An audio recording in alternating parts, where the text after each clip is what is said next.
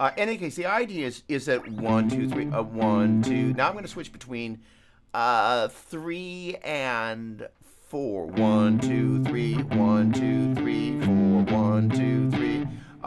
So then you kind of go, is that a 7? 1, 2, 3, 4, 5, 6, 7. 1, 2, 3, 4, 5, 6, 7. Or is that, 1, 2, 3, 1, 2, 3, 4, 1. You could hear it either way. I hear it as a 7 because to me the phrase is, and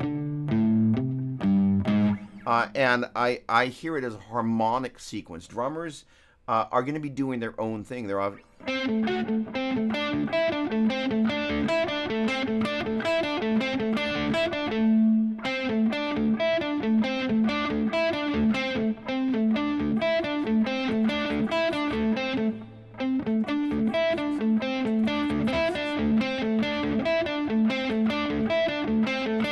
maybe that just stays in 7. 1, 2, 3, 4, 5, 6, 7. 1, 2, 3, 4, 5, 6. 1, 2, 3. No, I think it goes back to the 6. So yeah, I'm going to play it as 7 and 6. And pardon my King Crimson fanatics out there if I play it wrong.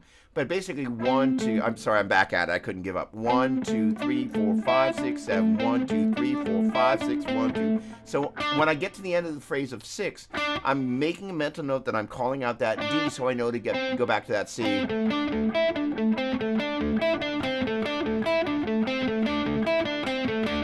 So the point being is, regardless of whether that's right or wrong, the idea of finding some little thing that you use as a mental note of knowing where the note names are is a huge help. So just kind of that little landmark allows you to go, when I get to this note, if it's that measure of 6 that I was playing there, right or wrong, dude, I absolutely, and the feel of it,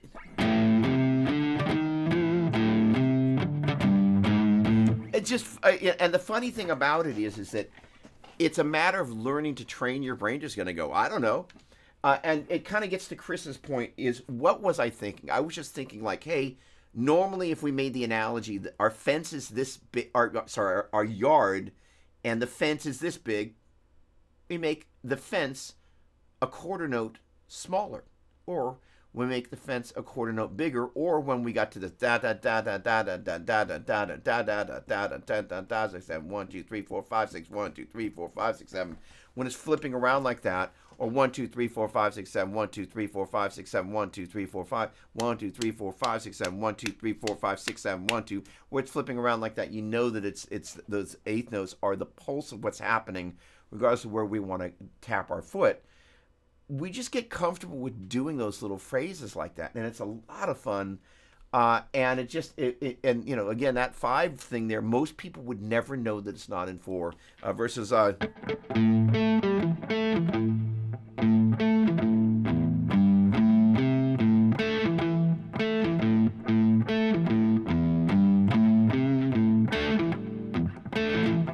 again, E to A.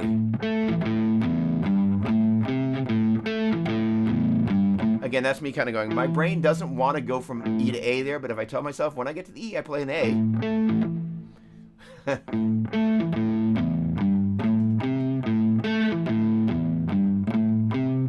1, 2, 3, 1, 2, 3, 1, 2, 3, 4, 5, 6, 7, 1, 2, 3, 4, 5, 6, 7. That's money, right? So this in some ways, but it was literally just kind of went, I don't know, let's see what happens. Let's play 5. And I just kind of went to that. So the deal is, once you start to think in odd meters, like I said, you can think of it as kind of having a yard. And you're like, oh, let's make the yard a quarter note smaller. Let's make the yard a quarter note bigger. All right. Do drummers accent a beat when the bar starts over? So that's a really great question. So what will happen is that there are traditional places where drummers will play the snare in odd meters. And I was hoping that I would get a chance to put a little something together in Pro Tools today, but I didn't. So 1, 2, 3, 4, 5, 6, 7, 1, 2, 3, 4, 5, 6, 7. So if I were doing 1, 7, 8, 1, 2, 3, 4, 5, 6, 7, 1, 2, 3, 4, 5, 6, 7, 1, 2, 3, 4, 5, 6, 7, 1, 2, 3, 4, 5, 6, 7. Hold on, let me see. 1, 1, 2, 3, 4, 5, 6, 7, 1, 2, 3, 4, 5, 6, 7, 1, 2, 3, 4, 5, 6, 7, 1, 2, 3, 4, 5, 6, 7, and 1, 2, 3, 4, 5, 6, 7, 1, 2, 4, 5, 6, 7, 1, 2, 3, 4, 5, 6, 7, 1, 2, 3, 4, 5, 6, 7, 1, 2, 3, 4, 5, 6. Those are 16 times, right? 70 and a 1, 2, 3, or there's 16, but those end up being an eighth note. They end up being eighth relation if it's an 8. What I was trying to say, it didn't equate it so well. If your pulse is, 7/8, and then you do what would normally be an eighth note relationally to a quarter note, your 16th note relationally to an eighth note, it's playing 16th notes when your pulse is eighth notes. And a 1E, and you don't even get to the 1E, and you just get. Yeah, that's really interesting. I've never counted subdivisions in 7/8. Hopefully that makes sense. Okay. Hang on a second. One thing I never mastered was the 5 in 1 beat. No, I don't feel those either, and that's just a thing. Luz does that in black and large. So the funny thing is, I remember. The snare is everything. So I remember teaching guitar lessons at in a little music store down in the town that I live, and I remember them bringing Metallica in for the first time, and I was like, I had no idea how to count. And if you hear something that's an odd meter, and you kind of go, wow, that's not in 4, it can really be disruptive. But again, if you kind of learn to hear the phrase. So I was taught how to think about to break a measure into time signatures where you're familiar. Eventually, you learn the feel. For example, 5/4 would be 1 2 3/1 2. So it's an interesting thing because drummers have their own way on this, where they that's how they're going to place the snare, right? But I am hearing 1 2 3 4 5, where a drummer might hear 1 2 3 1 2 1 2 3 1 2 1 2 3 1 2.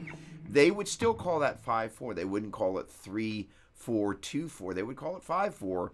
But the way they hear it and they choose to break it down is a little bit different.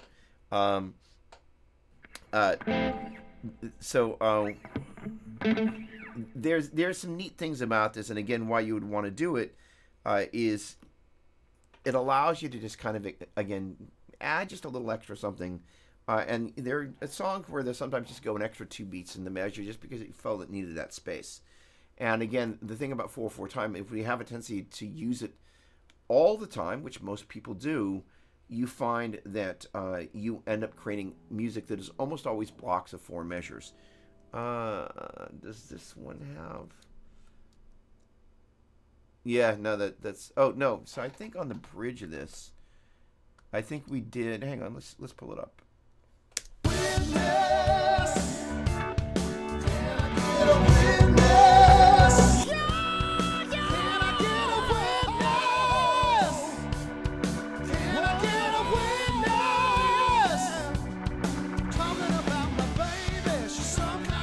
Hang on, it's not on the bridge, it's on the breakout. Hold on.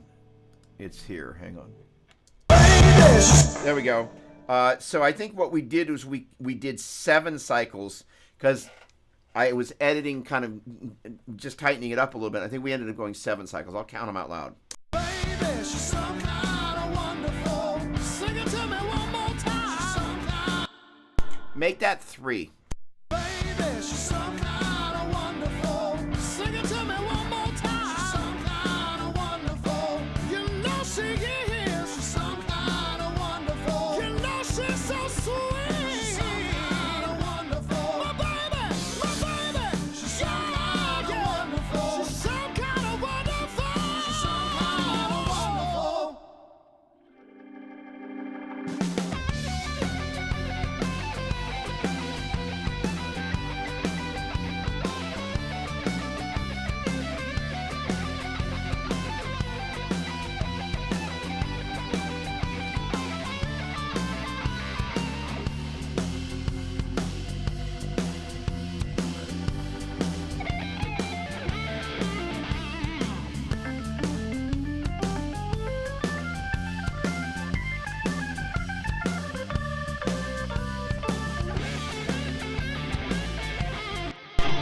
I digress. All right, so the point being is that, oh, come on, I need these over here. Come on.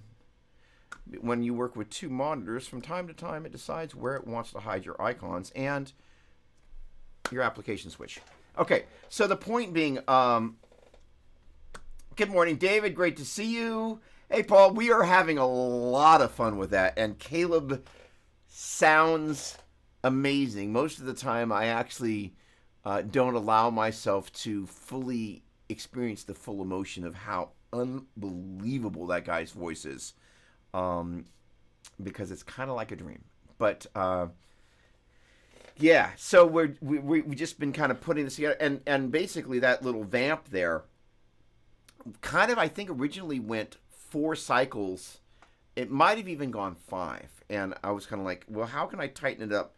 Because the call and response thing that's happening there with the vocals, I moved his vocals around such that in every kind of one of the in-between spots, there was kind of an answer. And I was able to kind of just work it in such a way that we brought it down to 3 cycles, which is an abnormal number of cycles. But it worked really well because you get to the end of that 3rd cycle and you get that break and you're kind of like, oh, something's going to happen, right? And then I went into that crazy line. Oh, sorry.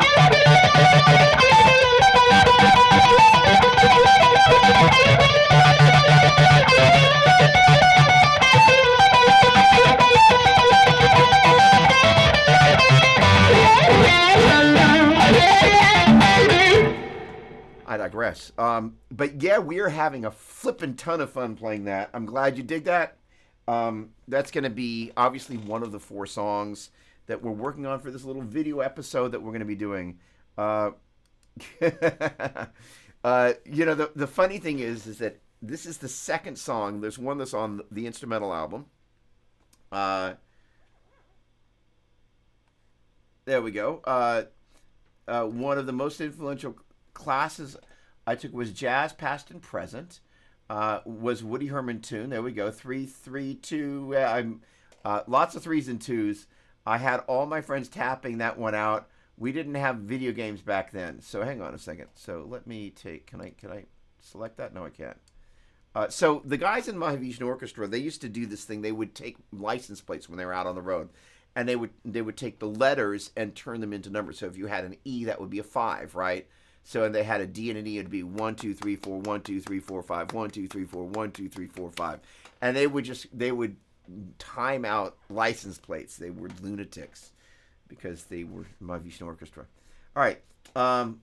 So that song, the funny thing is I was on the way up from Los Angeles doing something in LA, and it's one of the things that I love, come on, about Apple Music, which is, I don't always love it. But, you know, it'll be kind of, once you ask Siri to play something, a song will come up that's related. And they actually, it's pretty darn smart what they come up with. They came in, and I'm cruising along, and all of a sudden some kind of wonderful kind of came up, and I was like, I love that. So I messaged Caleb. Well, I actually messaged Melissa and said, listen to this song, thank you. And then I messaged Caleb. I'm like, you know, because we've been looking, or had been looking for songs that hadn't had a remake done, that were great songs that weren't out of the beaten path. People would know it, but they hadn't necessarily heard it for a while. And hang on, I got to pull up the chorus here. Hang on a second. I don't think Caleb would mind. Just the background vocals on this. Actually, let me play up that little section there again. Hold on. Where is? Are we at the right spot here? No, we're not. There we go. So I'm going to back it up before it goes in that section. Oh yeah, can I get a witness? Can I get a witness? Yeah, yeah. Can I get a witness? Can I get a witness? Talking about my baby, she's some kind of wonderful. Sing it to me one more time. She's some kind of wonderful. You know she is. She's some kind of wonderful. You know she's so sweet. She's some kind of wonderful. My baby, she's some kind of wonderful. She's some kind of wonderful. She's some kind of wonderful. Dang. That guy can sing. Holy flippin' cow. So, whew, yeah. All right. Unbelievable vocal range. In case you guys don't know, or those of you that don't know, Caleb won American Idol. And he did if you have nothing better to do, preferably not now, search YouTube for Caleb Johnson Dream On. And it's him absolutely destroying that song in a great way. And you watch J-Lo kind of losing her mind. It's pretty funny. She's like, she can't, and you know what it's like when you see an artist that somehow you react, you get to a point of emotional overflow where you just kind of can't contain yourself. It was just kind of like that. It's a great song, right? And we got to have some songs in there for the ladies. They got to have some lady songs in there. So it's been a lot of fun. All right, so let's see. So first of all, are there any kind of questions that people have got? They're like, hey, this thing is kind of busting my brain around something, because public service is part of what this is about. Helping people kind of get over their speed bumps, if you will, is important. And it's not mandatory, but I'm a little hot in the room.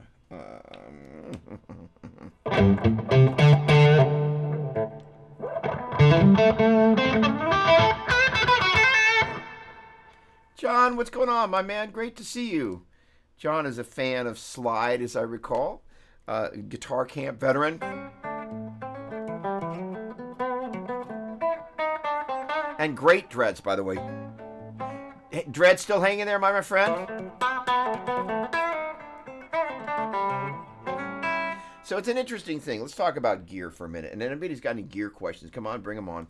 So this was kind of the first Gibson V that I bought. So I had an Ibanez lawsuit era. You were absolutely never a pain in the butt. So don't even go there. But I had this lawsuit era V in the bedroom because I could stash it. I think you guys probably heard me tell the story a million times, in between a dresser and the wall. And the wife kind of let me have a bedroom guitar. And I kind of went, oh, I really like sitting with this thing. So I kind of went on the hunt. And this was the first one I got. This has got a DiMarzio 36.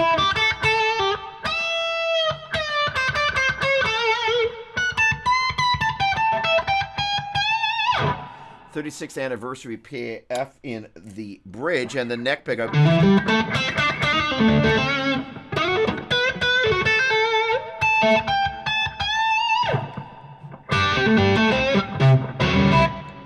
In the neck. Oh, middle position. There we go. Oh, that sounds nice.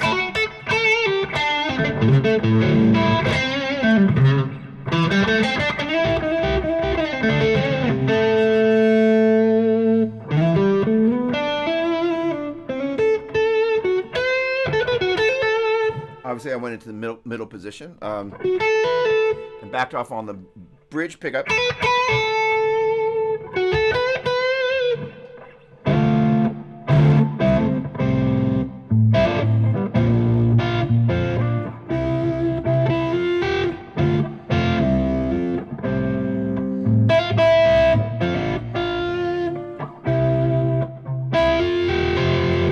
That's the intro from a song that we're doing called Linger.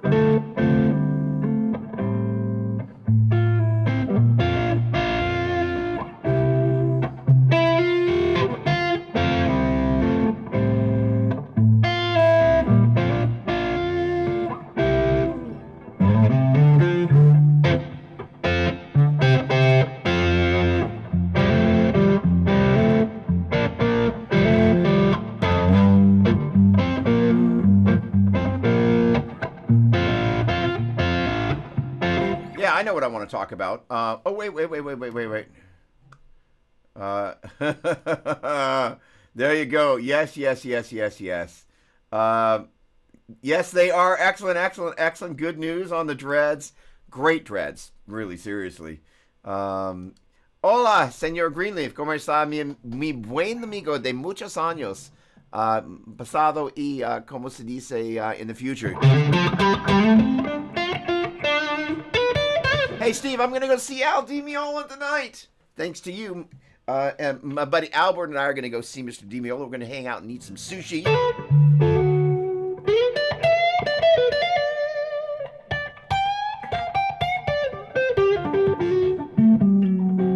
And then catch Mr.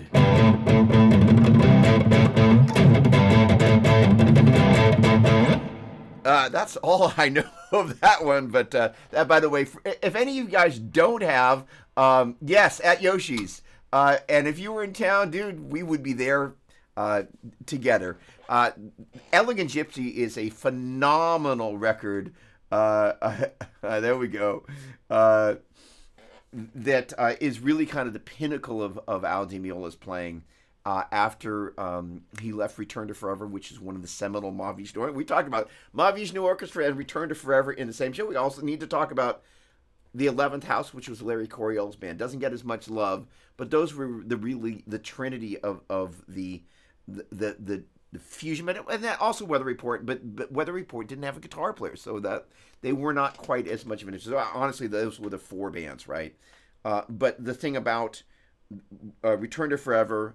Well, actually, the thing about Return to Forever, Weather Report, and Mahavishnu Orchestra is there was the Electric Band, which was Miles Davis's band, that had Chick Corea, Wayne Shorter, Joe Zawinul, and John McLaughlin in the same band. It's like the school of Miles Davis. Like just the what happened with those guys. Oh my word, we're lighting up over here. He dropped out of Berkeley to join RTF. So the thing is, Alphonse Mouzon. And the other thing is, if you're looking for the coolest looking dude out of all of them, Lenny White was great, but Alphonse knew how to dress. Al Di Meola and the Electric Years, my favorite was Electric Gypsy. It was a pinnacle moment. 1976 for those of us who remember. It was a pinnacle moment in kind of the jazz fusion era. And his tone, there was a record called "Where Have I Known You Before," which has, for those of you that have not heard this music, if you wonder where Joe Satriani and Steve Vai, kind of, and John Petrucci and Steve Morse kind of got their thing, these are the bands that they listened to, and they were basically led by John McLaughlin, the Mahavishnu Orchestra. Chick Corea led Return to Forever, Larry Coryell, the 11th House, and I think Wayne Shorter and Joe Zawinul co-led Weather Report, which was best known, arguably, for a guy named Jaco Pastorius, who played bass, arguably the world's preeminent fretless bass player, just a brilliant musician, and so, yeah, there we go. Going home from college. So Al Di Meola was 16 when he joined Return to Forever. His Mutola trick was revolutionary. Yeah, really, I mean, if you listen to Paul Gilbert and want to know where his right-hand alternate picking and the palm muting thing came from, that is classic Al Di Meola. And so, the legend and what is the word I'm looking for? We can use the word influence. The influence they've had, unfortunately, a lot of people aren't familiar with the bands and the music at this point, but the impact that they had on the musicians that people will have heard of, it's legacy. Thank you, the legacy that they left behind. And it's an interesting thing as we've been looking back as we're kind of working on songs. It's interesting how most artists have a pinnacle moment. I mean, it's one of the amazing things about Joe Satriani is that, I found songs like Sahara off of his most recent record to be every bit as enjoyable as anything that he's ever done since Surfing with the Alien that came out in, 1987? So, I mean, like, if you think about as a legacy artist, that is to say, if you look back and you had albums coming out in the 80s and you're making music today that people still go, wow, that's just as good as anything else. Or what was it, 1987, right? Off of, was that Shapeshifting? Whatever album that was. But you're like, he still is finding ways to create music that is as relevant to guitar players today as it was in the 80s. That's the exception of the rule. Most of the bands that, we're kind of thinking about as we're listening to the greatest bands from the 70s, they kind of had a moment of inspiration. They realized and grabbed a hold of something. And then, it's kind of like Metallica. They're really one of the few bands that, like, if anything, they continue to grow in popularity because they somehow are able to evolve in a way that stays relevant. Very rare, very hard to do as a band. All right. So what I was starting to talk about was this guitar, and kind of the whole thing was I had a bedroom Ibanez era, lawsuit era Flying V, and I fell in love with that. So I bought this first guitar, and I kind of very quickly realized I hate an unbound neck. And so this guitar, the paint is painted all the way up to the edge of the fingerboard. But the unfinished nature and the feeling of an unbound neck, and I miss, it sounds really stupid, but I miss the feeling of the binding. It's a really interesting, and it's also one of the things in Gibson world designates the more expensive guitars from the cheaper one. My Les Paul Special is upstairs, and ironically, no, that one, that's right. So there were some different. So the junior unbound neck, I'm pretty sure the Special was a bound neck, and then the standard, well, I should say the deluxe, the standard, and the custom all had bound necks as well. And you can feel it. It just has a particular feeling as you get there. It's very subtle, but I kind of went. And I think the other thing is I don't like to feel the edge, at least on a painted neck, of where the edge of the paint ends up next to the fingerboard. I can't describe it other than it just is slightly annoying.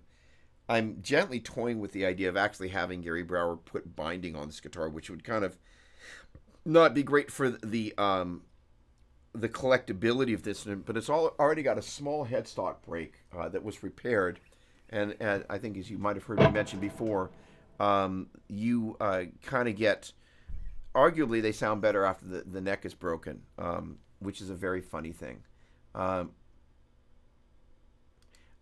So it's a funny thing, Joe Satriani is the most popular, best-selling instrumental guitar player of all time. Go figure. Never won a Grammy. Like, never. Ironically, with the Satch Vi thing, that song that they did, which was so good, I could see them winning a Grammy for that, simply because of the two of them put together. But it's just kind of crazy. Back to the strap. I love this strap here, by the way. So this guitar was the first V that I bought. I think we ended up adding these pickups after we started customizing the main Flying V, and for consistency between the guitars, I wanted to go. Although that one's got a Sustainiac in the neck, and this is the PAF Joe, which is, in my opinion, the best humbucking non-vintage PAF pickup ever. It's just got. Let me noodle here. Hang on. I'm going to bring up a little bit of track here. I'm going to go into the neck pickup. I'm going to go into this here. Let's see, and I'm just going to go the neck pickup.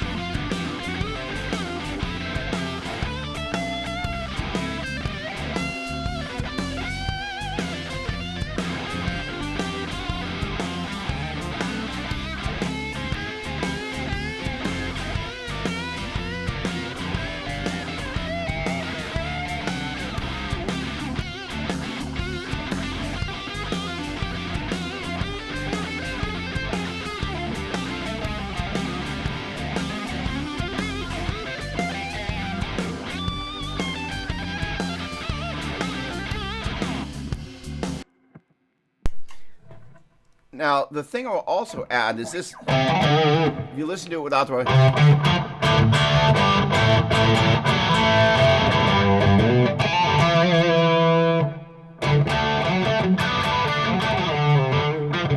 It's not a super distorted tone. It's more of a medium gain versus a high gain.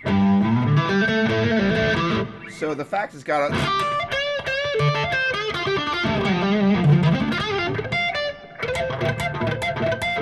Totally Jimmy Page, by the way.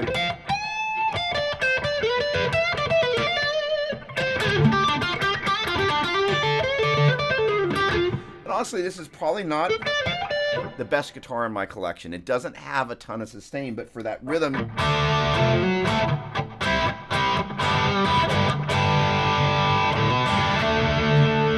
And it is a little pitchy this morning, but it happens. But it's a really great rhythm guitar. It just sits just perfectly in the mix. And the neck pickup, it honestly, it's an interesting thing about guitars, is that the other V doesn't make me work for my take-home pay as hard. This guitar and the neck pickup, you got to kind of really work.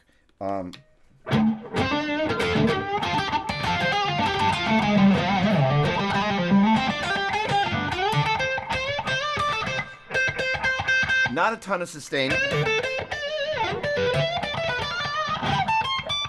Especially as you get up to the top of the neck. But you just kind of have to play it a little differently. Especially if you have the volume up.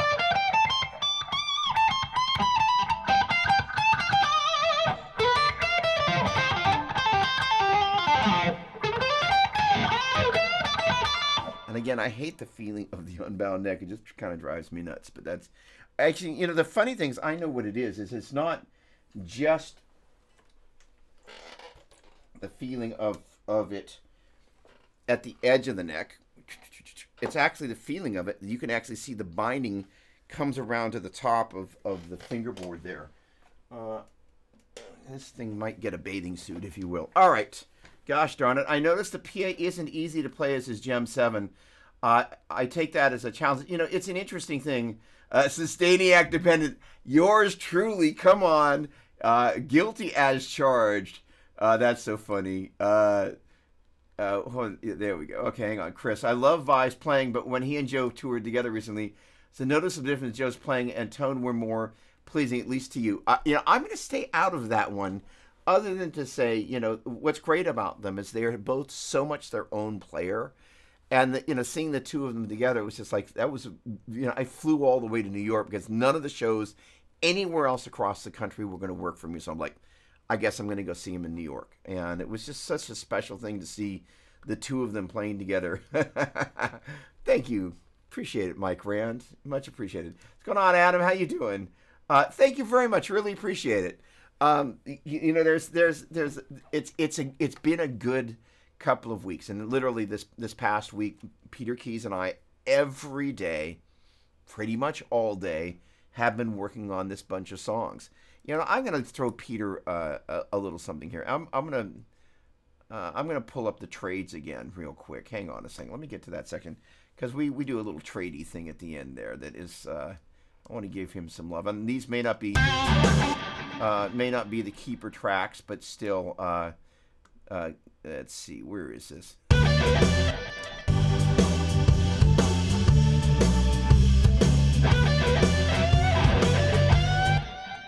Where is that? Where's my the keyboard solo?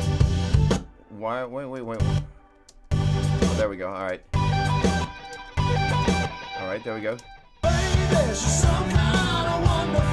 Here we go.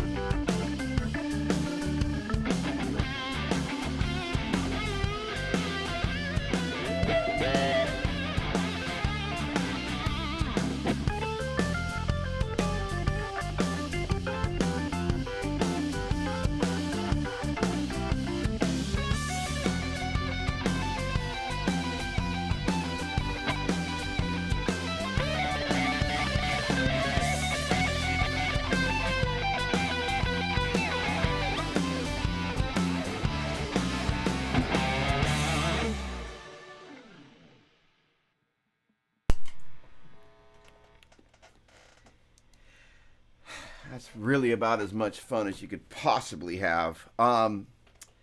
Yeah. All right. Good. All right. Well, hey, at 10:30, I've got some prep and stuff. And it's funny, last week we got to 2 hours. Like, oh, it was a short show. But I've got some stuff that I need to do to prep for today. Is there any pressing question that anybody's got that I can avail myself to before I kind of jump back into my day? You know, oh, hold on, I'm too loud. Hold on.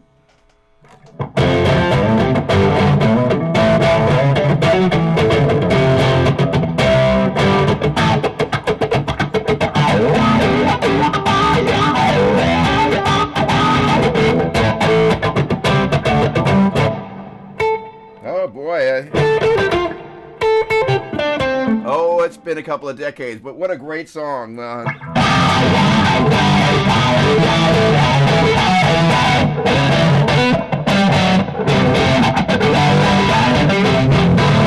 on, let me turn that down.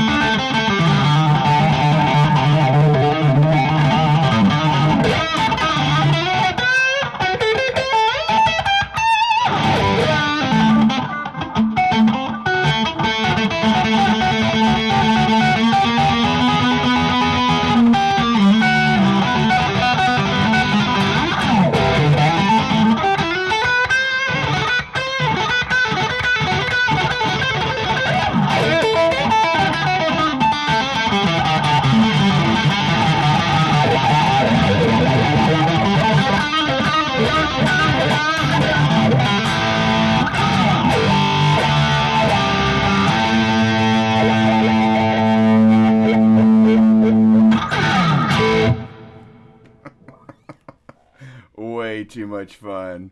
Saving my deep dive questions for tonight. Having way too much fun. Albert, looking forward to hanging out tonight. Okay, folks. Thanks, Zach. Appreciate it. Everybody, always so much fun. Getting kind of exciting around here. So, in closing, for all the people that have been asking, like, when is this stuff coming out? The fact that we're kind of there's 4 songs we're going to be shooting video for, the 22nd and the 23rd. Chances are there's another song. No, that's right. Hang on.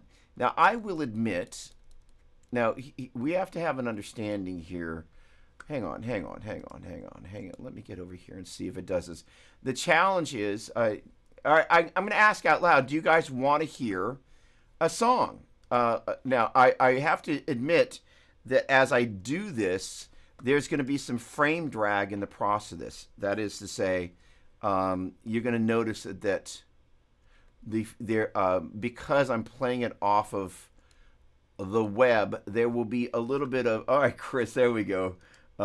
Spencer, I love you too, and I love all of you guys. It's so nice. So I will warn you, the rhythm guitar sound on this is terrible, but it's so much fun. This is probably going to be the first single that's going to come out, and it's a song called "Pour Me Another Round." So let's see if I can get over to the right window. There we go. All right, there we go. There's a little bit of enthusiasm. Let's see if I can make that a little bit bigger. No, that's what happens when I do this. Do I lose the ability to toggle over to Ecamm Live? No, well, I'm on the wrong window there. That's not what I wanted. All right, now it's hiding somewhere. Great. All right, hang on. This is a moment of, all right, well, maybe we just do it over here and we call it a day. Okay, hang on.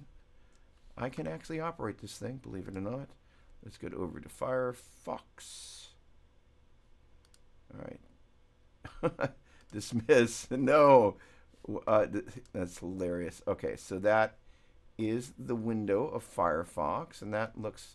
All right, so let me mute this, and it's going to be a little frame jumpy, but we'll live with it. All right. Muted.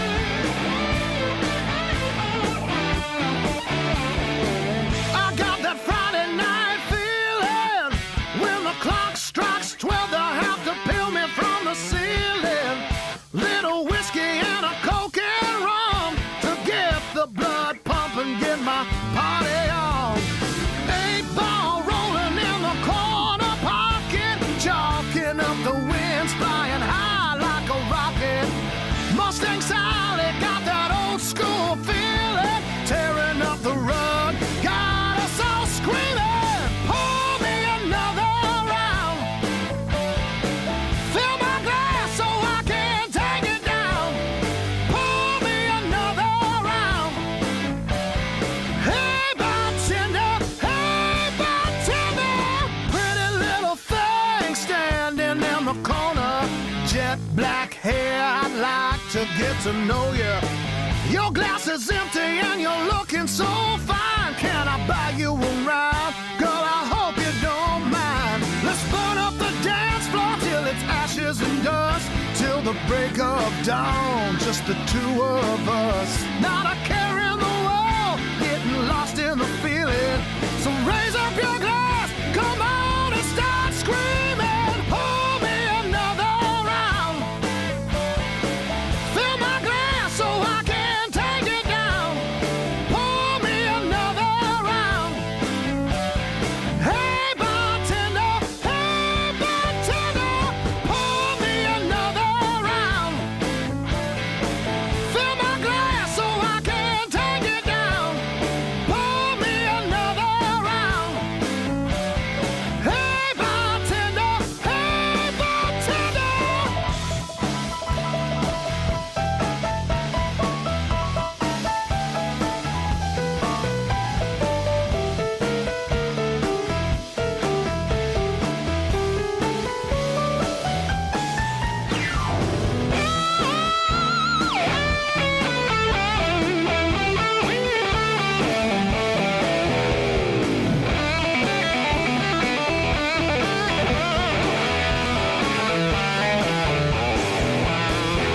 Pour me another round.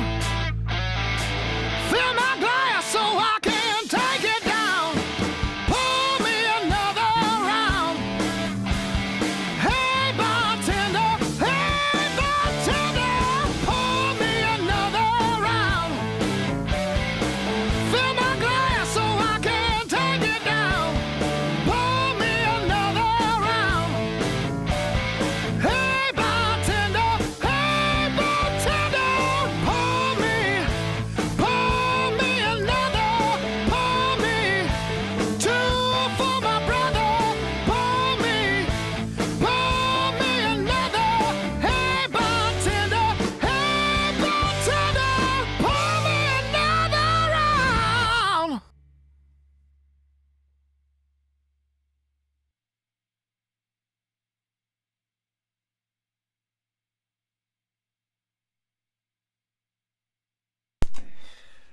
Did I mention that that guy can sing? That's going to be the whole bunch of us, so it's going to be kind of fun. So we're doing our buddies Earl and Brian, respectively. Earl's got a nightclub that's called Warehouse 231, which is this great venue that Larry Mitchell and I did a show. Thank you, Spencer. Much appreciated. And Paul, thank you. And Mike, thank you. So the Warehouse 231, we're going to shoot 2 of the videos there on the 22nd, and then my buddy Brian's got this amazing man cave that's just huge. Like, most people's homes are not as illustrious. And again, I apologize because that's playing off of a browser that was frame jumpy, but I knew that. So thank you for your enthusiasm. Thank you, my friend. I want to see us live too. And so the neat thing is that we're going to shoot the 2 videos. Warehouse 231 is a live venue.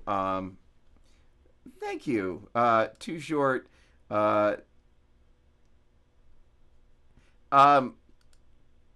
I think Larry's going to be off doing his thing. Oh, awesome. Thanks, Michael. Appreciate it. What's going on, Eric? Look forward to seeing you soon. Awesome. No, and the new songs have got a lot more guitar. Not like, the idea is the vocal songs, but the newer ones have got more playing on it. Arguably, just a spot, maybe a little bit more than that they should. But the thing is, because of the vibe of what we're going for, the guitar is an important part of it, and so there's a healthy dose of guitar playing and keyboard solos. Kind of that bit from Some Kind of Wonderful. I was like, I want to write Peter into the script there so and what's neat is the trade, and I love his keyboard playing and his tone is just great. And it would be stupid to have somebody that's that talented and that knowledgeable not being able to kind of do more and just kind of play rhythm keys, of which he does exceedingly well. So it's we're gonna kind of lip sync, if you will, to this. But the whole thing that's interesting is I'm literally working out my parts that I'm gonna have to. We had such a great time. I remember the last time we were there as well. And as I recall, there was this photo taken when we were there in Muscle Shoals. Look at you. So much fun. I actually love watching other people hold my guitar because I must admit I am kind of enamored with the instrument. I'm totally enamored with that guitar actually. So it's always fun to watch somebody else hold it. I'm like, oh, there's my baby, because most of the time I only kind of see, from the profile. In any case, I'm a little self-indulgent today, so please forgive. But it's a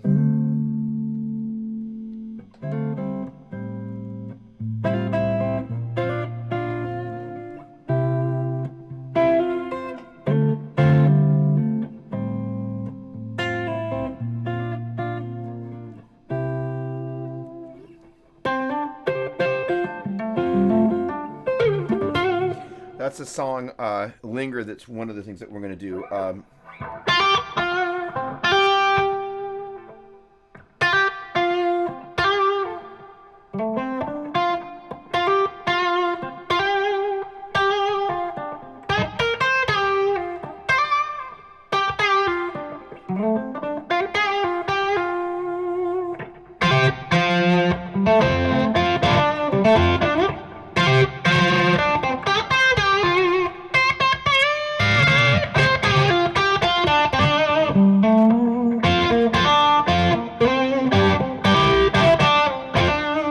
That's the intro from Linger. It's just really, it's neat to be able to kind of have. It's actually one of the things that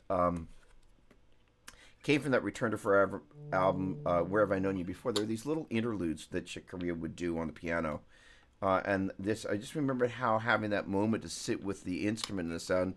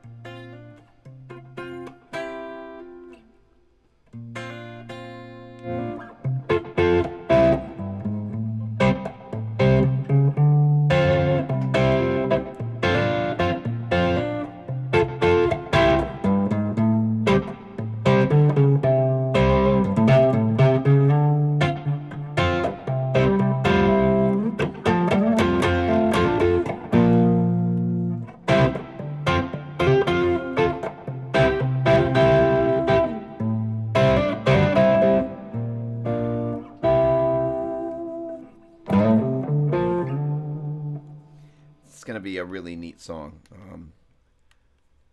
Hang on. Let's see.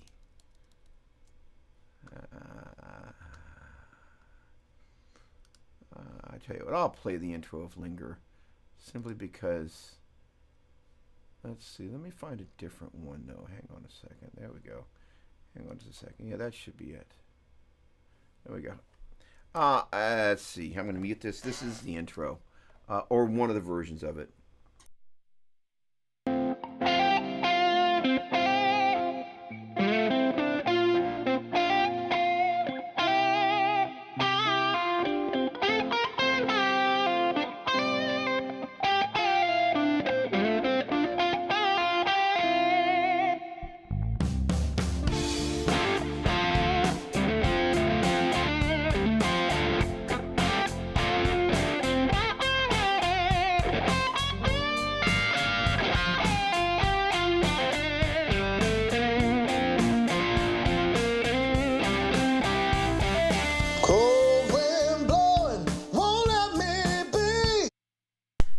That is a fun song. So that's definitely one of the ones we're doing because we're doing it. All right.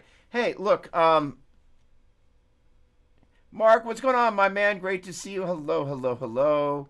Theme from oh, that's funny. I love that. Adrian, always a pleasure. Great to see you. So that's a funny thing. As of right now, not planning on doing vinyl. It's a great way to end up with a box of vinyl. Not planning initially on doing CDs. The thing about both of those formats is once you start to get out on the road, especially CDs in a little in a non-plastic jewel box, it's a great way to pay for gas and pay for some meals. Also, give something for people that want something signed. It's an impetus for being able to help fund the process of being out on the road. But initially, it's just going to come out on the digital platforms because the real. Oh, awesome! Thank you, appreciate it. That was a fun thing. Also, those of you that there's a review that I also did in addition to the guitar camp that I did with Chris Roach, and my dear friend.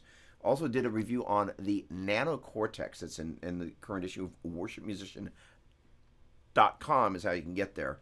In any case, thank you, Chris. Appreciate it. So, in any case, hey, this has been so much fun.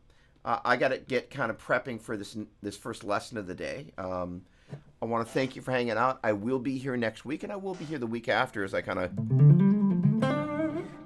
spend some time out shooting video, but it's really been a pleasure to be able to share some of this music with you, hopefully not in an overly self-indulgent way, because, again, kind of the main thing about this show that's important to me, thank you, Chris, is, how do we kind of together move someplace? So I'm hoping that some of you will be practicing your odd meters, as well as your, when there's a bit of a swing, your third eighth note triplet grace notes. And I look forward to seeing all of you. John, hey, you have a great one as well, my friend. Thanks for tuning in. Always a pleasure. Always a great vibe with you, as with everybody. But you got a nice vibe, my friend. Always have. All right. That's right. And by the way, how is the pastry business coming on? As I recall, John was a brilliant. Although I've never tasted his work. As I recall, you're a fantastic pastry chef. So my wife has gotten in the habit of watching the British Baking Show, which if you really, want to lose weight, it's not a show you really want to watch, but holy cow, you're like, all sorts of stuff being cooked there. Odd meters, odd person, true that. All right, ladies and gentlemen, thank you so much for hanging out. Have a great week, and really, I look forward to this. This is so giving and refreshing for me, so thanks for the ability to hang out with you. And we got more fun stuff coming along. So I look forward to seeing you next week. Thanks again. And I'll see you on Theory Geek Thursday.